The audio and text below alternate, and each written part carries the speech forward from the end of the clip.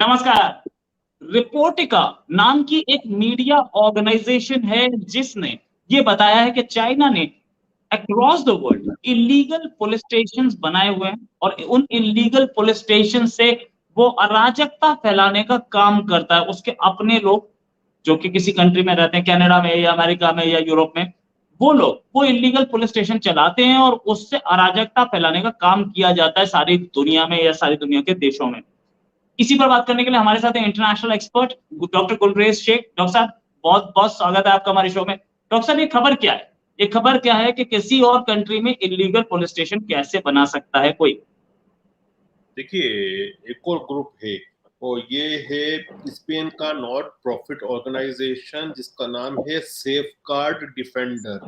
और इन्होंने भी इस पर अपनी रिपोर्ट प्रकाशित की है और इनका ये मानना है, ये तो बड़ी तादाद बताते हैं, ये बताते हैं इस प्रकार के 110 की संख्या में इलीगल पुलिस स्टेशन चीन ने 5 कॉन्टिनेंट्स किए हैं।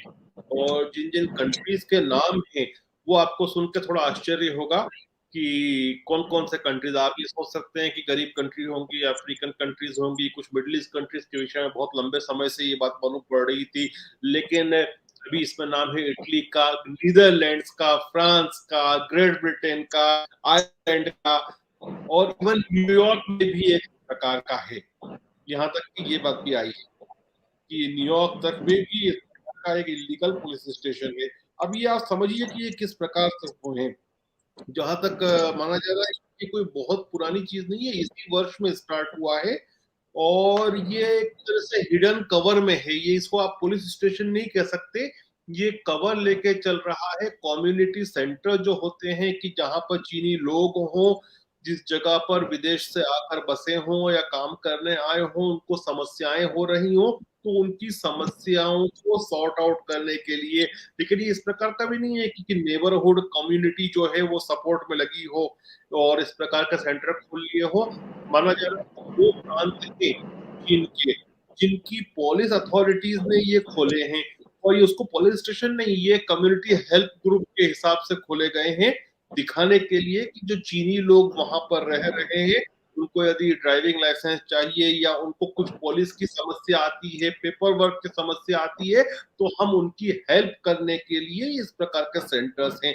लेकिन दूसरी चीजें भी जो मानी जा रही है कि इनके एवज में दूसरे काम हो रहे हैं। जो चाइनीज डिसेंडेंट्स हैं, जो चाइना के खिलाफ काम करते हैं या चाइना के मत से मत नहीं रखते, उनको परस्यूएड किया जाता है कि वो अपनी विल से चाइना जाए उस देश को छोड़कर।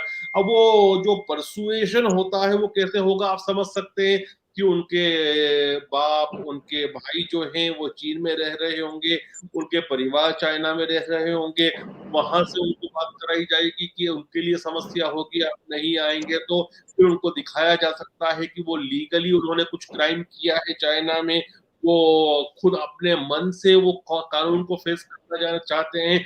वो बंदा भी फिर हो सकता है हैरेस होकर कहे कि हाँ मैं अपनी मर्जी से जा रहा हूँ। तो ये सब शक शुबा भी इसके ऊपर है। और माना जा रहा है कि इसका नंबर जो है वो जैसे 911 होता है वेस्ट में, उस प्रकार से फिर इन्होंने दिया है 110 नंबर दिया है, 911 से मिलता हुआ 110 नंबर दिया है। और 110 के करीब ही ये इन्होंने सेंटर्स भी अभी तक खोल चुके हैं, 100 से ज्यादा खोल चुके हैं ये। तो ये इसका पूरा है। और ये कोई पहली बार नहीं कर रहे हैं, आपको याद होगा कि ऑपरेशन फॉक्स हंट चलाया था कुछ समय पहले चीनियों ने। और ये फॉक्स हंट क्या था? जो चीन कम्युनिस्ट पार्टी के जो बागी लोग थे जो विदेश में जाके गए थे, उनको वापस लाने की मुहिम थी। हालांकि ये इस प्रकार का नहीं है जितना वो एग्रेसिव था, जो रिसोर्सेज उसमें थे, उसमें तो यहाँ तक सीधे सीधे किडनैपिंग भी की गई थी, वो वापस चीन लाया गया था सीसीपी के नेताओं को। तो ये अभी उस लेवल का नहीं है। इसको एक मास्क दिया गया है कि ये कम्युनिटी हेल्प के लिए है चीनियों की, लेकिन शक दूसरे होते हैं, शुबे दूसरे होते हैं, क्योंकि चाइनीज कम्युनिस्ट पार्टी 2 प्रांतों की पुलिस कर रही है उनकी, तो ये शुबा के उसमें आता है। और ये अभी दिख रहा है लीगल है, हो सकता है कि बहुत सारी जैसे इटली है या दूसरी कंट्रीज जो हैं उसके लॉज को भी बाईपास कर दे, ये कम्युनिटी हेल्प के हिसाब से है, ये तो कोई पुलिस का नहीं है, और वहां के दो प्रोविंस की अगर पुलिस भी चला रही है तो कम्युनिटी हेल्प के लिए चला रही है, ऐसा दिखाया जा सकता है। तो ये लीगल और इलीगल के बीच में श्रेणी में रखकर या फिर जो कानून का लूप होल होता है उसका फायदा लेकर ये खोला गया है, और इसका मिसयूज होने के पूरे चांसेस हैं। राइट। अच्छा, एक चीज और डॉक्टर साहब, जो खबर आ रही थी बीच में कि शी जिनपिंग हाउस अरेस्ट में आ गए हैं, सारे चैनल्स ने, हमने भी चलाई, नो डाउट, सारे चैनल्स ने चलाई, सारे न्यूज चैनल्स ने चलाई इंडिया में, रिपब्लिक क्या और आज तक क्या और जी क्या, सबने चलाई, सारे न्यूज़पेपर्स ने चलाई, सबने ये बोला सोर्सेस के हिसाब से ऐसा हुआ है कि ये शी जिनपिंग हाउस अरेस्ट में हैं। अब शी जिनपिंग बाहर आए, तो हो क्या रहा था इतने दिनों से कि शी जिनपिंग गायब थे और गायब होने के बाद सडनली सामने आए, एक वीडियो रिलीज किया या कराया गया, क्या क्या खबर थी इसमें? देखिए रोहित भाई, ये अभी भी मैंने पिन करके रखा है मेरे ट्विटर पर, और ये 3 दिन पहले मैंने लिखा था, और इसमें मैंने लिखा था कि मैं नहीं मानता कि हाउस अरेस्ट में है वो, ये आप देख सकते हैं। और उसके मैंने 4 कारण भी दिए थे। पहला कारण दिया था कि अगर उनकी पोजीशन वीक होती तो वो समरकंद जाते ही नहीं। दूसरा मैंने कारण दिया था कि पॉलिटिकल एक्टिविटी जो दिख रही है बीजिंग में, जो हम न्यूज से ट्रेस कर सकते हैं, वो नॉर्मल दिख रही है। Ministry of foreign affairs China के जो स्पोक्स पर्सन है वही वुल्फ वॉरियर की तरह अभी भी ट्वीट कर रहे हैं, काम कर रहे हैं। और आर्मी जो है वो पार्टी की है, ना कि देश की है वहां पर या सरकार की है। तो कभी भी पार्टी ये चीज नहीं होने देगी कि आर्मी कूप करने लगे, क्योंकि आज कूप करेगी तो कल भी कूप करेगी। और मत भूलिए एक चीज कि चीनी कम्युनिस्ट पार्टी जो है वो सभी चीजों को नियंत्रित करने में विश्वास करती है, पूरा के पूरा देश जो है उस पर कब्जा कर रखा है। आप बताइए दुनिया का एक देश ऐसा बताइए जहां की फौज जो है वो एक पार्टी को रिपोर्ट करती हो, ना कि देश को करती हो। तो Xi Jinping general secretary party के हैं, वो पार्टी जो है वो ऊपर है फौज के, तो फौज इस तरह से रिपेल नहीं कर सकती वहां पर। अगर को शी जिनपिंग को हटाना ही है तो पार्टी के अंदर पर्याप्त इंफ्रास्ट्रक्चर्स होते हैं उसके, कि जो पोलिट ब्यूरो है और पोलिट ब्यूरो की स्टैंडिंग कमेटी है उसकी पॉलिटिक्स भी उसको हटा सकती है। तो मैं हमेशा एक बात कहता रहा हूं, आज भी वही कहूंगा कि शी जिनपिंग जो है वो सिम्टम है, वो जो बीमारी है वो चाइनीज कम्युनिस्ट पार्टी है। आप सिम्टम को बीमारी मत समझिए, शी जिनपिंग नहीं कोई और होगा तो वो भी ऐसा ही रहेगा। ये एक लॉन्ग टर्म प्लानिंग है भाई साहब। हु जिनटाओ को आप देखिए, तो हु जिनटाओ ने ही आर्मी और ये नेवल रिफॉर्म शुरू किए थे, जो 9 डैश नकली आइलैंड बनाने का काम शुरू किया था। शी जिनपिंग का इतना ही फर्क है कि शी जिनपिंग ज्यादा एग्रेसिव दिखता है, लेकिन ये तो लॉन्ग टर्म प्लानिंग है। आप जेन जियामिन को देखिए, इवन डंग शाओपिंग को देखिए। डंग शाओपिंग ने इतना अच्छा फेस अपना दिखाया दुनिया के सामने, इन्वेस्टमेंट बुलाया, सब कुछ किया, लेकिन जब तायामिन स्क्वायर में बच्चे आ गए थे विरोध करने के लिए डेमोक्रेसी के नाम पर, तो टैंक चलवा दिए थे। ये वही डंग शाओपिंग है ना, बिल्कुल रिफॉर्मर बनाया था। ये चीनी कम्युनिस्ट पार्टी है भाई साहब जो कंट्रोल करती है सब चीजों पर। शी जिनपिंग केवल एक सिम्टम है, बीमारी नहीं है। बीमारी तो चाइनीज कम्युनिस्ट पार्टी है, और दुर्भाग्य से हमारे ज्यादातर एनालिस्ट उस चीज को समझ ही नहीं पा रहे हैं। हमारे एनालिस्ट जो सोचते हैं कि चीन में पूरा के पूरा तानाशाही चल रही है, शी जिनपिंग की नहीं, तानाशाही पार्टी की है। और शी जिनपिंग भी कहीं ना कहीं पोलिट ब्यूरो और पोलिट ब्यूरो को स्टैंडिंग कमेटी को रिपोर्ट करता है। वो तो पार्टी वो फ्लाइट, तो वो जो फ्लाइट्स कैंसिल हुई थी उनका क्या कारण था? नहीं, फ्लाइट तो देखिए, पहली बात तो अभी भी चाइना जो है वो कोविड रिस्ट्रिक्शन से पूरी तरह से निकला ही नहीं है। दूसरा, डोमेस्टिक फ्लाइट जो है वो बहुत महंगी है अभी।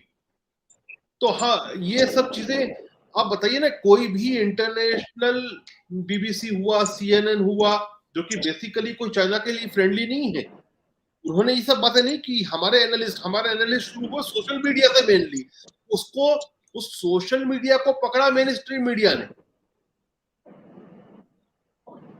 आप ये देखिए पहले के 7-8 घंटे, देखिए मेरे पास बहुत सारे टीवी चैनल से और सबसे फोन आ रहा था, यूट्यूब चैनल से भी आ रहा था, टीवी चैनल से भी आ रहा था।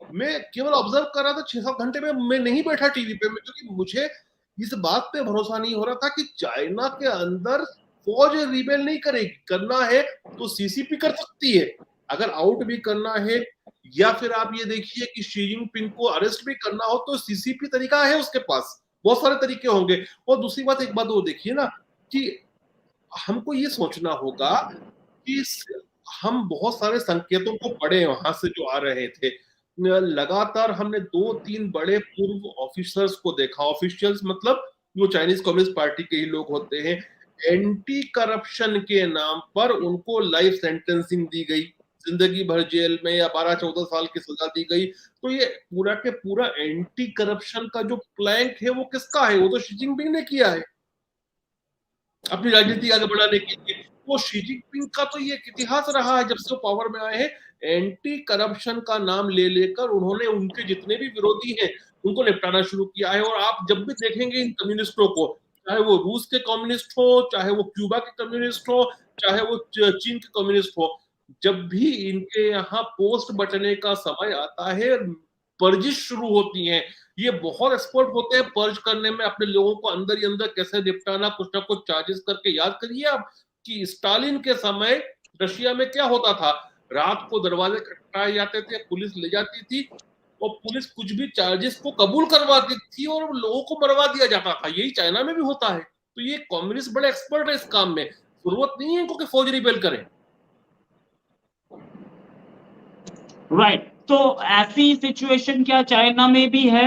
और अगर आप ऐसे इस डिसअपीयरेंस को, या बोलिए कि पानन पानन में वो निकल गए, शंघाई कोऑपरेशन ऑर्गेनाइजेशन की मीटिंग से डिनर्स अटेंड नहीं किए, पहुंचे, फिर उसके बाद वहां पहुंचने के बाद खबर ये भी थी एयरपोर्ट से ही हाउस अरेस्ट में ले लिए गए, उनके घर के बाहर से एक जनाब ने ट्वीट किया कि देखो यहाँ पे क्या हो रहा है। वो सारी चीजें क्या थी?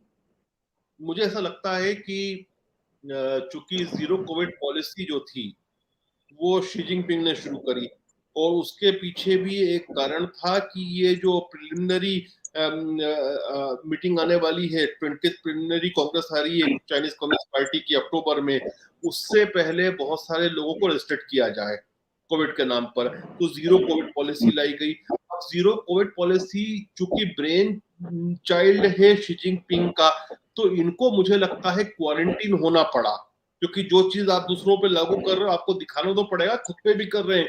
दूसरा एक और कारण हो सकता है इसमें, शी जिनपिंग जो है ये जीरो कोविड के नाम पर इतने समय से इतने ज्यादा रिस्ट्रिक्ट कर रखा है अपने आप को कि मैं मान सकता हूँ इस चीज को कि वो जैसे ही समरकंद गए होंगे, कहीं ना कहीं छोटा सा एक्सपोजर ने भी बीमार कर दिया होगा उसको, क्योंकि बॉडी की इम्यूनिटी रेजिस्टेंस खत्म ही हो गया होगा उस आदमी का।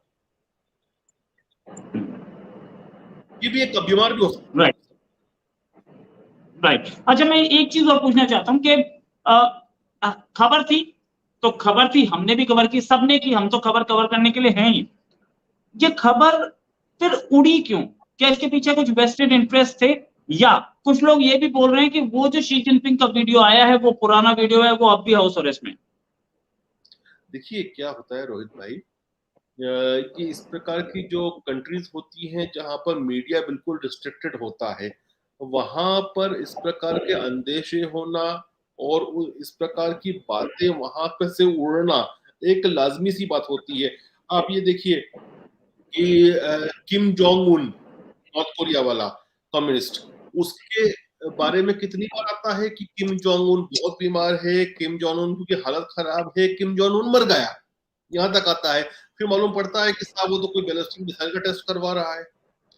वो कुछ चीजें जो होती हैं कहीं ना कहीं से उड़ती हैं और अलग अलग फॉर्म लेती है। याद कीजिए आपकी व्लादिमीर पुतिन, पुतिन के विषय में बीच में उड़ा था कि पुतिन को कैंसर है, पुतिन की सर्जरी होने वाली है, और हालत इतनी खराब है कि पुतिन अपना किसी ना किसी को उत्तराधिकारी बना देंगे। ये बातें 6 महीने पहले की, कुछ हुआ क्या? नहीं। तो मैं ये अच्छा, बोल रहा हूँ। और एक बात और भी है, देखिए जो सोशल मीडिया पे लोग हैं, चीन से नफरत आज के समय में दुनिया भर में है, हर कोई नफरत करता है उनके कर्तव्य के कारण, उनके जिस प्रकार से उनका दुनिया के साथ बर्ताव है, बिहेवियर है, उस कारण। तो जब ऐसा कुछ होता है तो हर कोई उनके खिलाफ उनको ट्रोल करने की कोशिश जरूर करता है, तो करना भी चाहिए। अच्छा, एक चीज, एक खबर और आई है कि पाकिस्तान की गवर्नमेंट के, पाकिस्तानी के एक्सटर्नल अफेयर्स मिनिस्ट्री के सीनियर ऑफिशियल को तलब किया गया है चाइना की गवर्नमेंट, चाइना की एम्बेसी के द्वारा, क्योंकि कराची में एक चाइनीज ऑफिशियल, चाइनीज ऑफिशियल ही नहीं, मतलब चाइनीज नागरिक की हत्या कर दी गई है। पहले भी बहुतों की हुई थी और चाइना ने कॉलर से पकड़ लिया था पाकिस्तान को। अब दोबारा चाइना ने तलब किया। क्या मतलब कोशिश इस चीज की होती है कि वहां पे सारे चाइनीज को बचा लिया जाए? पहली चीज तो कौन चाइनीज नागरिकों को टारगेट कर रहा है, दूसरी चीज चाइना क्या कर रहा है इसमें? देखिए, हाँ, मैं एक बात बोलना भूल गया था, जो पिछली बात जो बात कर रहे थे उसको कंप्लीट कर लूं फिर इस पे आता हूँ। एक बात रोहित साहब, मैं हमेशा कहता हूँ, जो ये अभी शी जिनपिंग की बात हो रही थी और सारा मीडिया चला रहा था, मैं इस पे टीवी पे भी नहीं जा रहा था, यूट्यूब चैनल पे भी नहीं जा रहा था, अब तक मुझे कंफर्मेशन कहीं नहीं दिख रहा था। तो मैं कहता हूँ हमेशा कि अगर आपको चीप थ्रिल्स को एंजॉय करना हो तो डॉक्टर गुलरेज शेख को अपने प्रोग्राम में मत बुलाओ। तो कई बार क्या होता है, चीप थ्रिल्स जो होती है ना वो काफी बिकती है। और लेकिन आपने ये देखा होगा कि कोई भी बड़ा, ज्यादातर जो इंटरनेशनल पब्लिशिंग हाउसेस थे उसमें से ये किसी ने ही बात नहीं कही थी। तो कई बार क्या होता है, चीप थ्रिल चलती है, लेकिन चीप थ्रिल की लाइफ बहुत नहीं होती। अब जहां तक बात है पाकिस्तान की और चीन की, चोर चोर मुसरे भाई है भाई, सीधी बात यह है। और आप मान सकते हैं कि जो बलोच लोग हैं, जो बलोच फ्रीडम फाइटर्स हैं, वो चीनियों को निपटा रहे हैं, क्योंकि उनको चाहिए पाकिस्तान की आजादी, उनको आजादी होती है। तो और जो ये सीपेक है, ये पूरा के पूरा उसका मेजर पोर्शन पास होता है बलूचिस्तान की जमीन से। तो डेफिनेटली उनका गुस्सा जो है बलोच लोगों का, वो पाकिस्तान की फौज से भी है और चीनियों से भी है। अब चीन जो है बार बार पाकिस्तान की कॉलर पकड़ते हुए दिखाता है, उसका कारण ये है कि वो चाहते हैं कि वहां पर अपनी सैन्य चौकियां बना दें। और सैन्य चौकियां क्यों बनाना चाहते हैं? चीन जो है हर जगह जो अपना इन्फ्लुएंस चाहता है, अपना सैन्य इन्फ्लुएंस चाहता है। अभी तक उसको घुसने नहीं दे रही है ये सरकार, करंट सरकार, क्योंकि इसके कहीं ना कहीं अमेरिका से भी ताल्लुकात हैं। आपने ये भी देखा रोहित जी की वो F-16 के ऊपर भी उन्होंने, अमेरिकियों ने फाइनली चीन के पाकिस्तान के जो जाल में फंस गए और उसको F-16 को भी अपग्रेडेशन दे रहे हैं, सर्विसेज दे रहे हैं। तो ये सरकार जो वर्तमान में है शरीफ की, ये शायद नहीं देगी बेसिस इतनी आसानी से, क्योंकि इसके सर पे अमेरिका का हथौड़ा है। और अमेरिका का क्या, ब्रिटेन का भी होगा। आप ये समझिए ना, नवाज शरीफ इतने लंबे समय से लंदन में है। जब लंदन में है तो उनकी एक एक कमजोरी जो है वो ब्रिटिश सरकार को मालूम होगी। ब्रिटिश सरकार मतलब फाइव आइज का सबसे बड़ी आंख कौन सी, वो अमेरिका की आंख है। तो ये अमेरिका के खिलाफ नहीं जा सकते शरीफ ब्रदर्स। लेकिन मुझे लगता है कि जिस दिन इमरान खान आया तो चीन के लिए वो पॉसिबिलिटीज बढ़ जाती हैं। और मुझे लगता है चीन जो बार बार पाकिस्तान पर दबाव डाल रहा है, इसलिए डाल रहा है कि हमारी फौज, मतलब चीनी जो फौज है, वो वहां पर बैठ जाए इस नाम पर कि उसके नागरिकों की रक्षा करेगी। लेकिन वो रक्षा वगैरह तो छोड़ो, वो बेस बनाना चाहेंगे पाकिस्तान को। राइट। अच्छा, एक फाइनल क्वेश्चन आपसे पूछना चाहूंगा कि क्या लग रहा है आपको, Xi Jinping back third term या ऑपोजिशन है? इस ये जो अभी जिसे अफवाह बोले, या जिन लोगों ने खबर दी थी वो इसे अब भी मान रहे हैं कि ये खबर बिल्कुल सही है, अपदस्थ हो चुके हैं चाइना की। और फोटो जो दिखाई गई उसमें एक सैक्ड मिलिट्री ऑफिसर बैठा था, मिलिट्री की, आर्मी की मीटिंग में, बहुत सारी चीजें थी। बोला यह जा रहा है कि इसके पीछे हु जिनताओ और जियांग जेमिन का हाथ था। जमीन करते हो और जियान जमीन वही करेंगे जो हु जिनटाओ वही करेंगे जो जियान जमीन कहेंगे। तो वो तो डेफिनेटली अपोजिशन है। लेकिन मुझे क्या लग रहा है कि अभी आप ये देखिए कि बीच में एक उन्होंने हिस्टोरिकल रिजोल्यूशन पास किया था, और उस हिस्टोरिकल रिजोल्यूशंस की जो बातें थी, तो उसके बाद उन्होंने कुछ और भी प्रस्ताव पारित किए चीनी कम्युनिस्ट पार्टी ने, जिसमें क्या कहा गया उसमें कि शुरुआत ही की with the Xi Jinping thoughts. तो कहीं ना कहीं जो ग्रिप है वो शी जिनपिंग की ज्यादा दिखती है। लेकिन फिर भी अंदर ही अंदर देखिए, रोहित साहब, स्टैंडिंग कमेटी जो इनका पोलिट ब्यूरो है वो 25 लोगों का है। 7 लोगों की स्टैंडिंग कमेटी है, यदि इसमें कुछ उठापटक हो जाए तो शी जिनपिंग रुक भी सकता है, और नहीं होती है तो आप ये भी मान के चलिए ली कीचियान को हो सकता है अगली बार जो है वो प्राइम मिनिस्टरशिप छोड़ दीजिए, बहुत दूर की बात है, प्रीमियरशिप हो सकता है कि स्टैंडिंग कमेटी ऑफ पोलिट ब्यूरो में भी नहीं रखा जाए। राइट, ज्यादा पॉसिबिलिटी मुझे शी जिनपिंग है, क्योंकि जिस प्रकार के संकेत आ रहे हैं वहां से कि पुराने अधिकारी जो हैं उनके ऊपर कार्रवाई हो रही है करप्शन के नाम पर, जिस प्रकार की इनके वक्तव्य आते हैं, तो उससे लगता है कि शी जिनपिंग थॉट उसमें उसको इस तरह से माओ के समकक्ष लाके खड़ा करने की कोशिश की, उससे खड़ा नहीं तो उसके पास तो खड़ा करने की कोशिश की, तो इससे लगता है कि शी जिनपिंग का बनना जो है वो बहुत ज्यादा पॉसिबल है, लेकिन 100% नहीं कहूंगा। Right, thanks a lot doctor साहब, आपका हमारे साथ ज्वाइन करने के लिए और चाइना पर काफी डिटेल में बात करने के लिए। उम्मीद है जल्दी आपसे एक आपके व्यूअर्स को थ्रिल नहीं मिला होगा।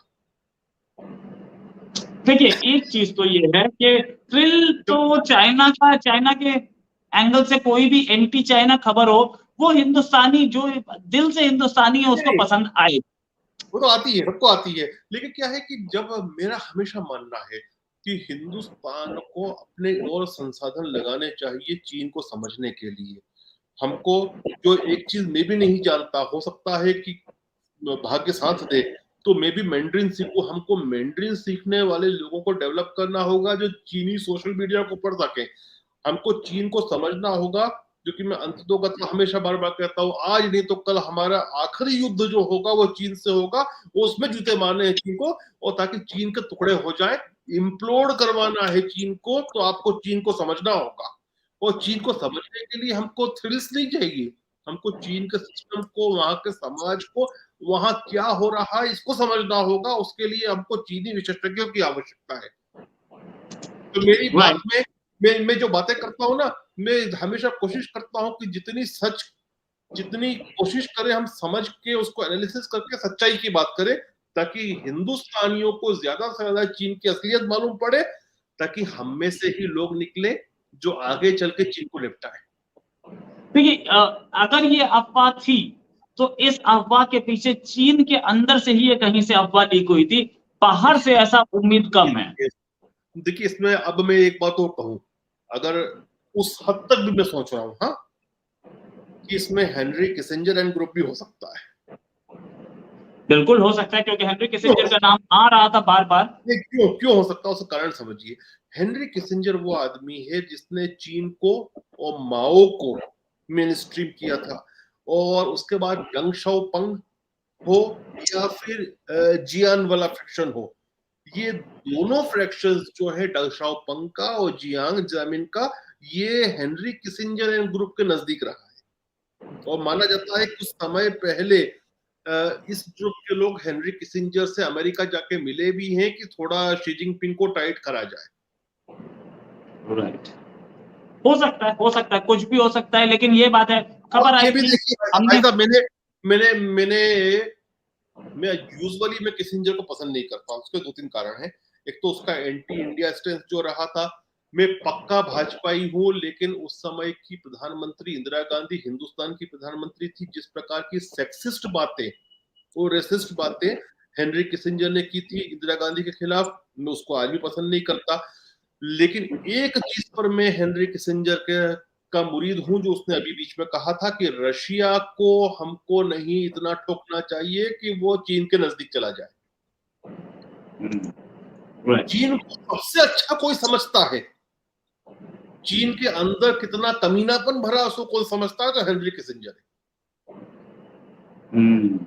वो भी इतना कमीना राइट, तो हो सकता है ये भी गेम हो सकता है कुछ भी हो। हेनरी किसिंजर आज से नहीं करीब 40 साल से इंटरनेशनल पॉलिटिक्स, इंटरनेशनल अफेयर्स को बहुत डीपली देख रहे हैं। उनकी एनालिसिस फिट रहे हैं।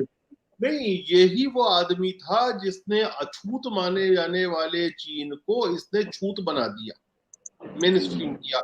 यही वो आदमी था जिसकी वजह से चीन जो है वो वीटो पावर बन गया, वरना ताइवान के पास वीटो पावर था। E5 में ताइवान हुआ करता था, चाइना को स्थान मिला। यही वो आदमी है जिसको इतना इन्वेस्टमेंट आया अमेरिका से। ये बोल रहा हूँ कि ये भी इतना ही कमीना है। सही बात। तो भी है इसमें आप थोड़ा सा एक काम करें, अमेरिका के जो डिक्लासिफाइड डॉक्यूमेंट्स, अमेरिका के आप गूगल जाएंगे कि एनएसए के, यूएस एनएसए डिक्लासिफाइड डॉक्यूमेंट्स आप खोल के देखो नेट पर, वो अमेरिका सरकार की वेबसाइट है, उसमें आपको बहुत सारी चीजें मिल जाएंगी, किसिंजर ने किस किस प्रकार की बातें की हैं, और यहाँ तक कि इंडियंस के ऊपर क्या क्या बात बोला है, इंडियंस पर इन जनरली, इंडियंस की सेक्सुअलिटी को लेकर, इंडियंस के लुक्स को लेकर, ये सब बातें भी आप देखना उसकी। किसिंजर साहब हैं, किसिंजर साहब वही आदमी हैं जिनके टाइम पे इंडिया ने उनको आंखें दिखाई थी, तो उनको वो दिन भी याद होंगे। खैर एनीवेज हैपेंस, और आप उम्मीद है कि आपसे जल्दी एक और पॉइंट पे डिस्कशन करेंगे अभी के लिए। क्या आज जयंती है भगत सिंह जी की, हमारी ओर से श्रद्धांजलि। अच्छा, बिल्कुल, हमें भी श्रद्धांजलि, और साथ में जल्दी ही एक और टॉपिक पे डिस्कशन करेंगे। अभी के लिए नमस्कार, जय हिंद।